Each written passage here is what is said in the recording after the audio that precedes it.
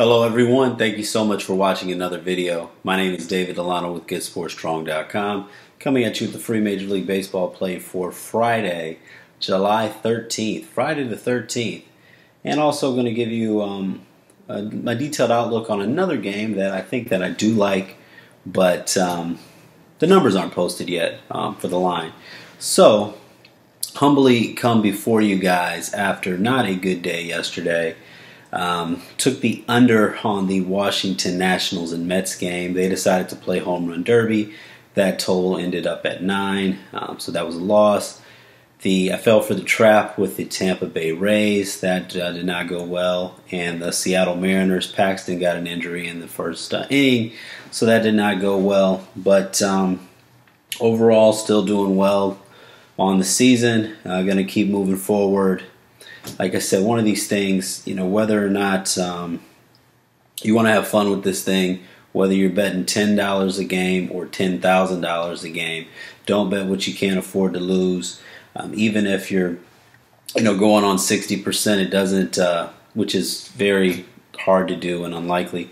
But just for numbers' sake, even if you're going on 60%, it doesn't really happen 6 out of 10 all the time like that for anybody.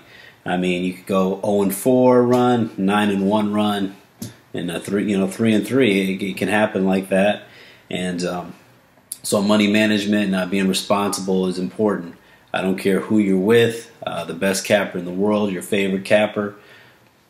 A 2-8 run, it can happen, but you gotta bet responsibly, do good money management, because then when the guy goes on a 16-4 run or 15-5 run, were you able to stick in there? So you want to bet responsibly. You want to have fun with this thing.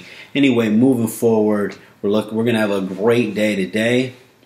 And looking at the games, a little bit of a tricky board. And the reason I say that, there's actually a lot of teams kind of looking at a lot of games that I do like, but don't necessarily like the price on them.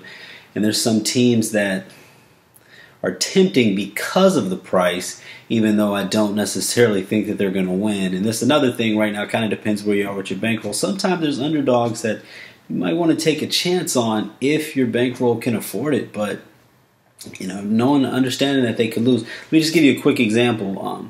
Game that I don't plan on playing, but you look at the Toronto Blue Jays and the Boston Red Sox. I mean, the Red Sox have won 10 in a row. I can't really make a lot of argument on why the Red Sox are going to lose, because I don't frankly think that the Red Sox are going to lose tonight. But they do have to lose at some point. You're looking at, minus 200 on the Red Sox versus a plus 200 on the Blue Jays. If you got this rookie kid who's pitched really well against the Yankees, Astros, and Tigers, even though Toronto still found a way to lose all those games. It's a situation. Do you want to take a shot there? Yeah, there's a good chance that he comes down to earth and he gets rocked tonight. But do you want to lay the minus 200 on the Red Sox? Of course, with the way the Red Sox are playing, if you bet on them, you want to go on the run line. But, is it time for them to lose or not? I don't know. That's just an example where I don't think Toronto is going to win, but there's definitely some value on their side.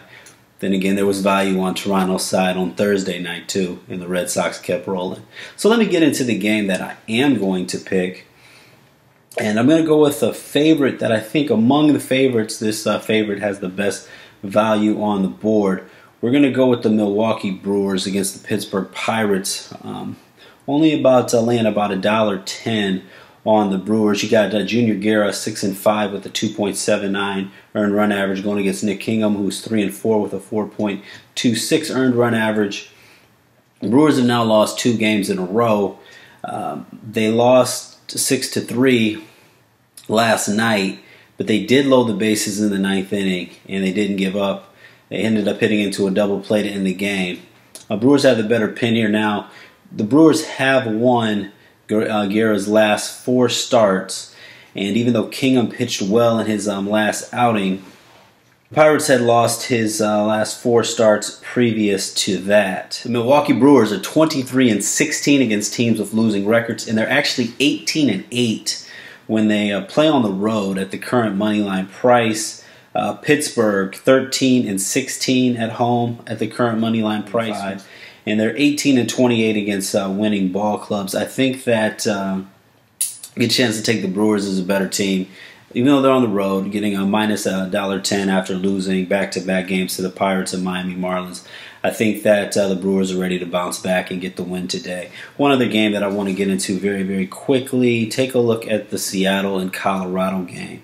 Now, there is no line posted for this game yet, but definitely worth taking a look at the Rockies, but even more so the total.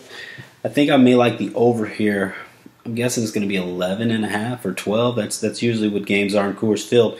But you've got Christian Bergman going for the Mariners, and you've got Senzatella going for the Rockies. Now, just to kind of get into this real quickly, I mean, Senzatella 3-2 with a 5.34 earned run average on the season, although he has pitched well at Coors Field. His last outing, however, he gave up 6 earned runs in 6 innings against the Mariners. But I really want to kind of highlight Bergman right now. Tough spot for this kid getting called up by the Mariners, facing the Rockies. You got a Seattle team that just got beat bad on Thursday night against the Los Angeles Angels. They had Paxton only went two-thirds of one inning, and then he had to leave because of an injury. They had to use 5 relief pitchers. I say 5 instead of 6 because they brought in Andrew Romine, who's a position player, to pitch the last inning. So that's their situation. Now you have Bregman, who is his last outing. He only made 1 start this season at the major league level. On May 16th against the Rangers, he pitched 7 innings, only gave up 2 hits, no walks, no runs. That's pretty good. However, if you look at him on the season, he is sick at the AAA level. Bregman is 6-6 with a 4.78 earned run average. His last start in AAA on July 8th against Albuquerque, he gave up 5 earned runs over 5 innings and 8 hits, and only struck out 2 batters. Now, he's returning to Colorado. This is a young man that did play for the Rockies from 2014 to 2016. So he has experience pitching at Coors Field. But I'm not sure that that's a good thing. Over those 3 years he pitched for the Rockies, he made 30 appearances and 7 starts. He had a 6-4 record, but he had a 6.69 earned run average, a 1.64 whip. And opposing hitters hit 340 against them. I think that Bregman getting called up for the Mariners, facing the Rockies today, very tough position. I definitely going to put a lean there on the Rockies and on the over. Like I said, I got to see what the price is. There's no price right now. I mean, Senzatella been pretty good at home, but even then, I mean, Senzatella's not really one to go deep into the games. Most of the time, a lot of his appearances have been mostly in relief.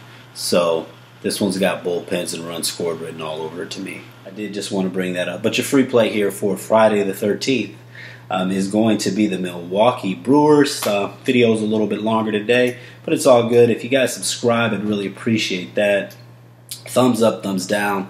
Regardless of whatever you do today, I appreciate watching this video. Hopefully this information is useful as you guys are researching and deciding to make your picks. Do have all access packages available, link in the description. Let's go ahead and get looking for a bounce back day on Friday. God bless everybody. Thank you so much for joining me.